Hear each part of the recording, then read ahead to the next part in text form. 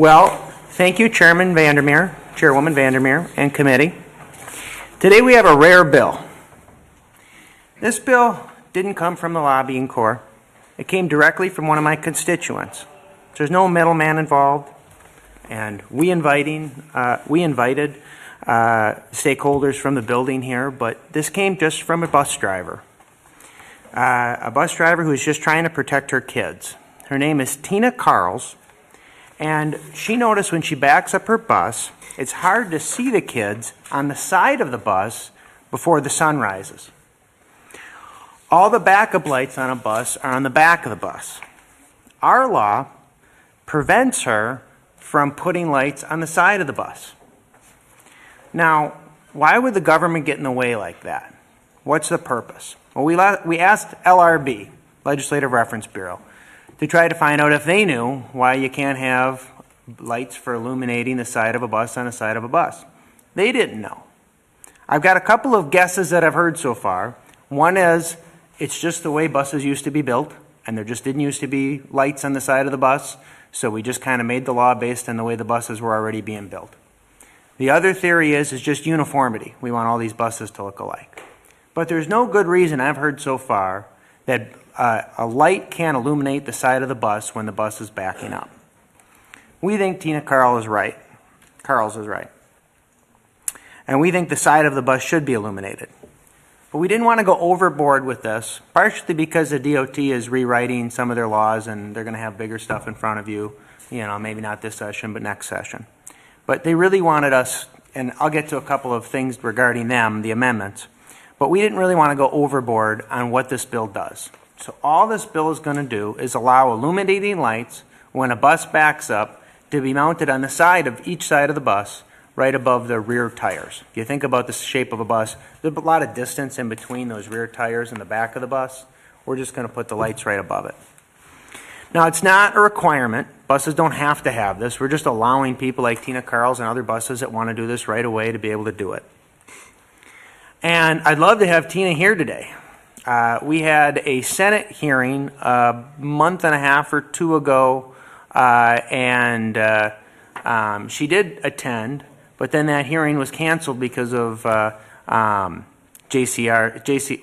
because of joint finance issues in our budget. So they were going to have that hearing. And then today she was going to come to meet with us and tell you about her idea, because it's really her idea. I'm just kind of the middleman here myself. And Tina could make it because there was a bus-on-bus accident that happened at the school she was at. And she wasn't involved in it, but she has some responsibility, and she couldn't finish her job as a bus driver this morning up in the 3rd Assembly District and then make the 2-hour drive here in time. So that's the only reason why she isn't here. But we do have the Wisconsin School Bus Association who's registering and speaking in favor today. The Wisconsin Association of School Boards is again in favor of this bill. And the DOT, who may or may not be testifying after this, they don't have a position, but they had a couple of requests, a couple of add-ons to this bill. The first add-on they had is new school buses have these, my testimony has a picture of it. The school bus name on the front and on the back of the bus is now illuminated. That just has come standard. It's just the school bus on there is illuminated on the front and illuminated on the back. And you can't buy a new school bus that only has it on one side, but our law says you can only have it on one side, not two. So the first amendment will do is, I think first, might be the second, but the first or the second amendment will do is it will allow a school bus to have the word school bus on the front and the back to be illuminated and not just one. The other add-on they had is regarding LED strobe lights. So on the top of a bus is this strobe light. And our law says that you have to have a strobe light on top, and then that strobe light has to be measured to a certain quantity of joules. Joules is a measurement, and Joules.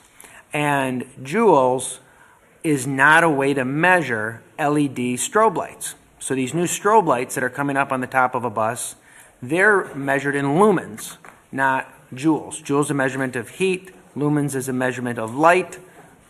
you'd think when you're trying to produce light that, light would be a better measurement of the light you're producing than the energy.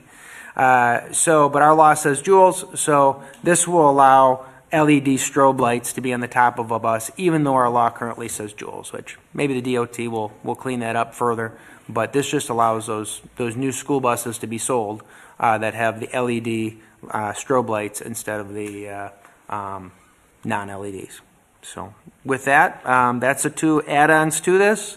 And a couple people are testifying after this, but I'm happy to take any questions.